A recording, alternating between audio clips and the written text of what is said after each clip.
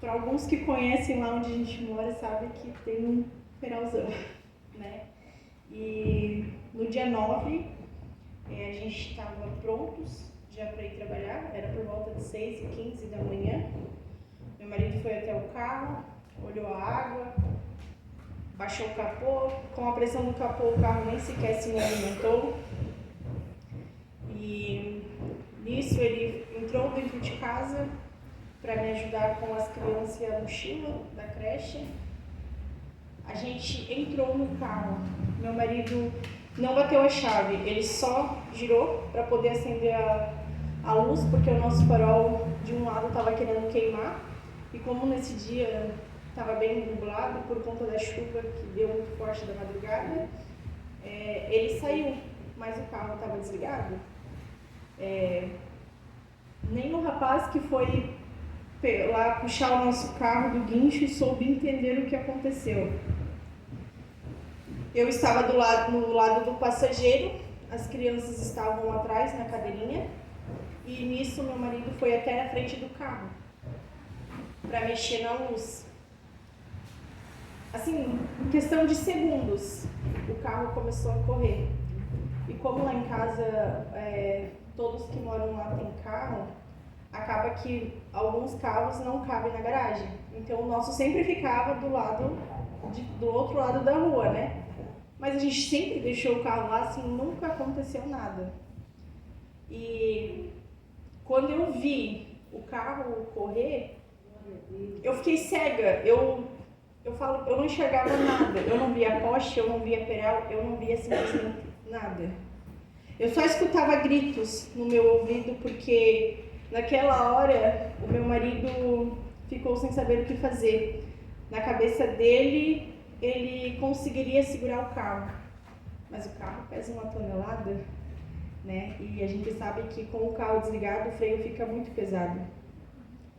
Estava liso porque choveu muito, então eu não sei. Eu tentei, levei prontamente a mão no volante para poder puxar, para tentar jogar contra o poste. Nisso a minha menina, a mais velha, me grudou pelos cabelos e me puxou na hora do desespero.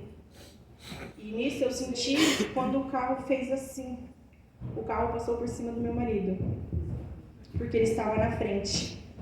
E eu não sei como eu consegui jogar tão ligeiro a perna para o lado para poder pisar no freio. Só que o freio estava pesado, o carro raspou no poste e não parou. E ele foi. Eu não via nada, eu só via um claridão. E no meio dos gritos das crianças e do meu marido lá fora, eu pedia para Deus ter misericórdia, colocar a mão dele sobre aquele carro. Glória a Deus. Porque com o tamanho do peral, com certeza ele pegaria o embalo e ele tombaria. A gente nem sequer tinha colocado cinto nas crianças ainda.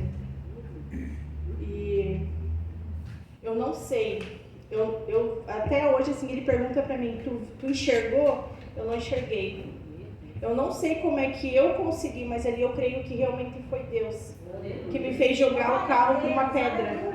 E essa pedra trancou no nosso para-choque, onde que acabou trancando e quebrando ele, mas foi o que deu firmeza.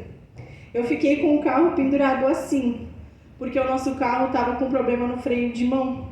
Então naquela hora a gente se viu sem saída, porque não tinha freio de mão e freio de pé, como o carro estava desligado, estava pesado.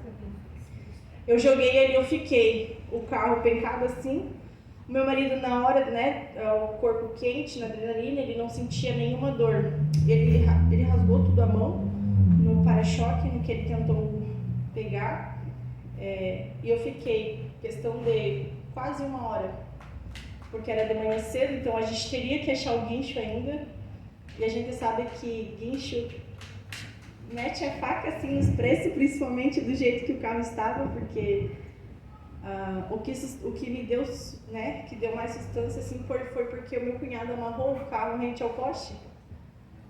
Só que como a gente sabe que na gravidez a gente tem muitas câimbras, estava me dando cãibra e eu estava com o pé no freio, eu fiquei praticamente 1 hora com o pé só na mesma posição.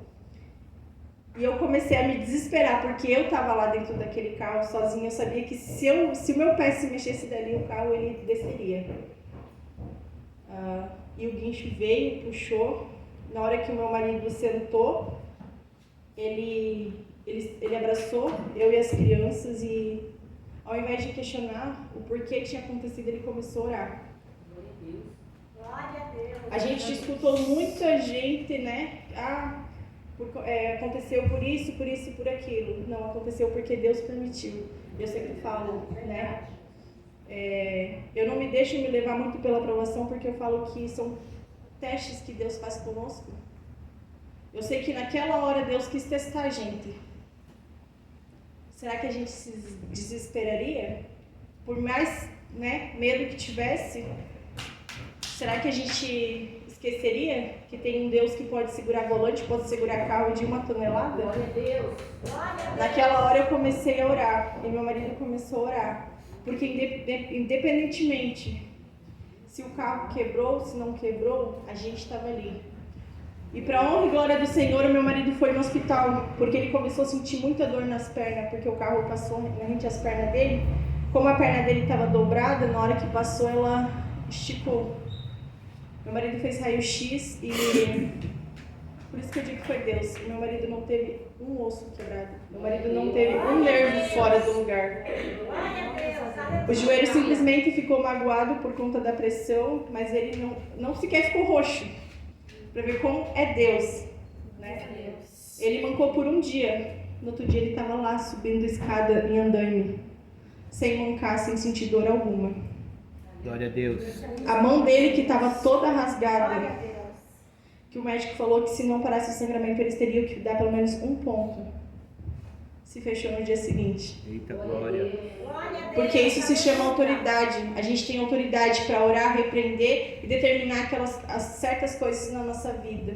E naquele momento a gente orou e a gente repreendeu todo o mal. Amém. E o nosso carro está ali com o para-choque quebrado, mas com a glória do Senhor está andando e nós estamos aqui. Deus seja louvado. Glória a Deus.